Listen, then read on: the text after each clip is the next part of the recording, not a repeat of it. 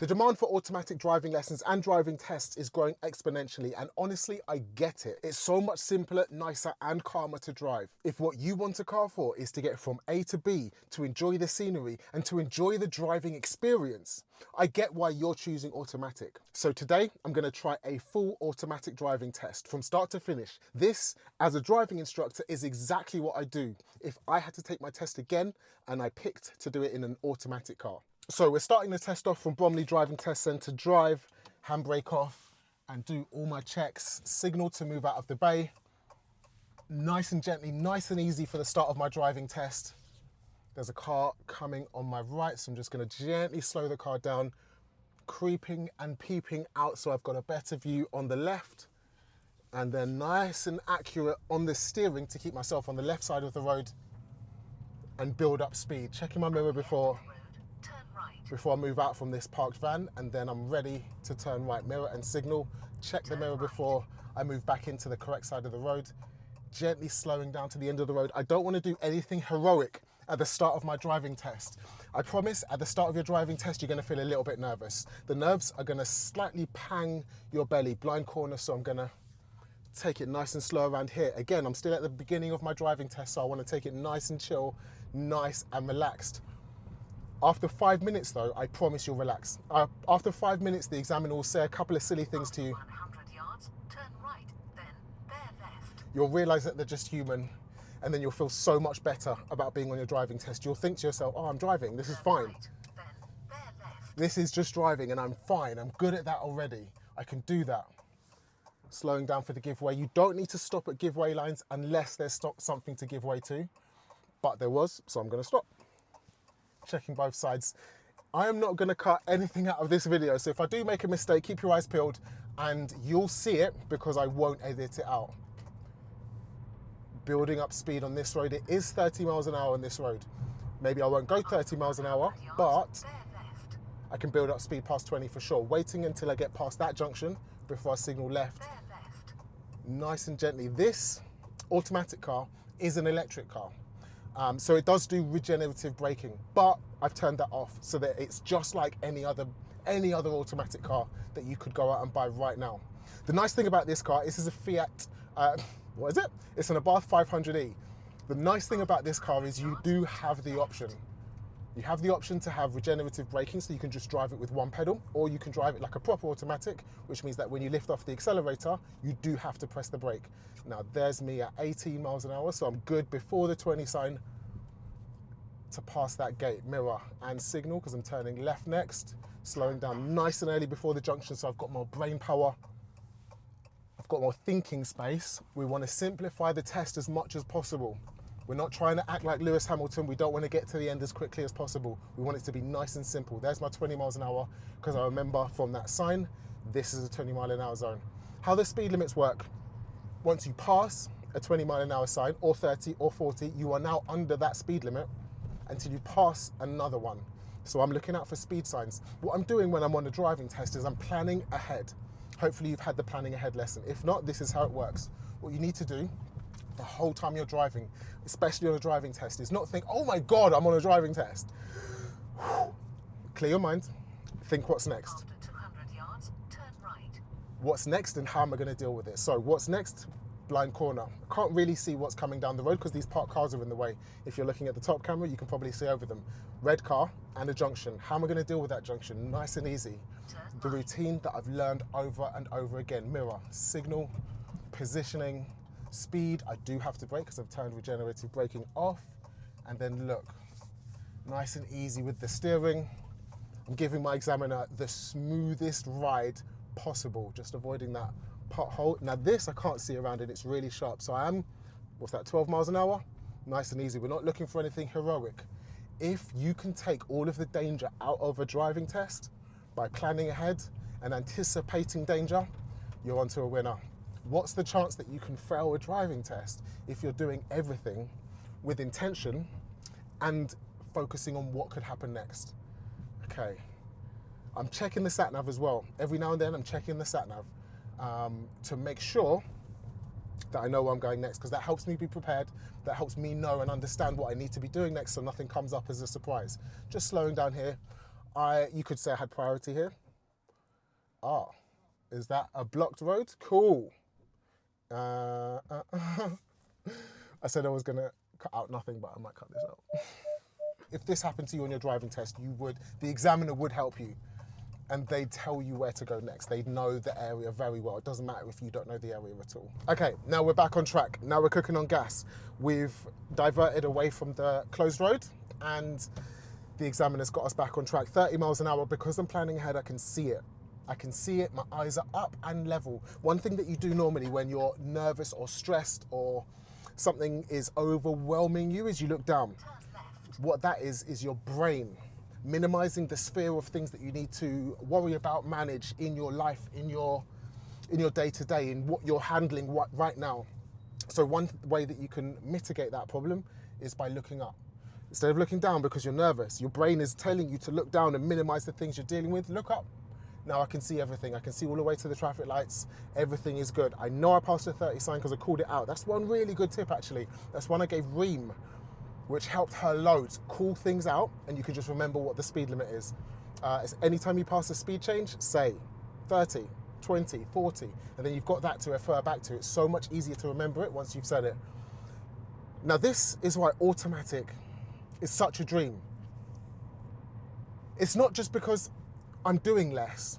It's not just because there's no gears here to worry about. It's not just because I don't have a clutch pedal. My left leg is just chilling. Nowhere near the pedals, in fact. It's because it's so much more relaxing. You can spend so much more brain power on the road and focusing and planning ahead than on a car, as in the controls. It's actually so dreamy. I used to be that idiot that used to say things like, it's only one extra thing, just learn manual.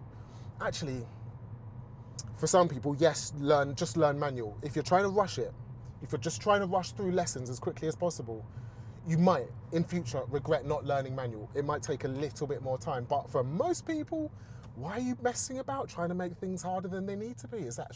There's absolutely no need. I've posted a couple of videos recently along the lines of, if you don't need to learn manuals, don't learn manual. You're just wasting your own time. Obviously, the old farts in the comments. No, it's so easy to learn manual. If you can't drive manual, you shouldn't be on the road because you don't have that level of shut up. It's honestly so relaxing. It's such a dream. If you just want a car to get to Tesco's there's a biker behind me, so I'm moving over to help him out. If you just want a car to get to Tesco's or manage your life or take the kids to school, why would you mess about and learn more than you need to? Honestly, it doesn't make sense. And I know that now. Checking the bus, mirror, no signal to overtake. This bus is moving off, so I'm giving them the opportunity, slotting in behind. Can you use a hatched area? You can use a hatched area. Because the line around it's broken, what this, in the middle of the road is a hatched area. You can use it if you need to. So for example, if you can effect an overtake, whereby I'm not affecting any vehicles in front of me, or I need to turn right across it like this, 100 yards, turn left. right turn arrow is showing me, I'm gonna turn right. I'm gonna overtake, a bit like I'm gonna do again now. Checking my mirror, no need to signal. It's quite obvious what I'm doing now. The positioning of my vehicle is showing everybody else what I'm doing. Just making sure I've got a good mirror check. If someone though could benefit from the signal, then obviously do that. But if you're gonna signal right, when it's obvious you're already doing something else, might look like you're trying to turn down a side road, which we're not trying to do. Keeping my speed steady. I'm not even at 30 miles an hour. I'm so relaxed in this After 300 yards, turn left. automatic car. Sharp left. If you've been following the channel since day, nobody would thought I would have said that. Hey, there's no point in having a mind if you're not willing to change it. Sometimes information is presented to you, and instead of being hard-headed and like, oh no, Then sharp left. to admit that automatic is great would mean admitting that I was wrong for so many years. Hey, do you know what? I was wrong for so many years. I was wrong for so many years. This car's bloody awesome. This particular car, I said at the beginning of when I took this car on, it's a press car. I've got it for a month. It's not my car. Fiat have kindly lent it to me so that I can make these videos. At the beginning of when I had this car, I said, if any car's gonna convince me to like an automatic, it's gonna be this one. An Abarth 500e, let's go. Oh, wow. 200 yards, Okay, I'm listening, but I'm not just listening. Crucial tip for your driving test, you must be looking at the satnav, because in 500 yards turn left, could be absolutely anywhere. Could be any one of these junctions. You have to be looking at the screen as well to know exactly where you're going next. And this, I've done lots of mock tests. They're all on the YouTube channel under a playlist called Mock Test, surprise. This is one thing that I find affects a lot of people who haven't practiced with a satnav, whether that be because your instructor hasn't got one, or because, checking my mirrors before I move off, or because you're learning with your mum or dad, friends or family. You're listening to the satnav because you're used to getting verbal directions. So you hear turn left, someone says turn left at the correct time, about now, if I was going to take that next left. But the satnav doesn't do that. In 500 yards, that's quite a long way down the road, I'm turning left. So I need to know by looking at the screen which left I'm turning down. It's just so relaxing, honestly. Have I made any mistakes yet?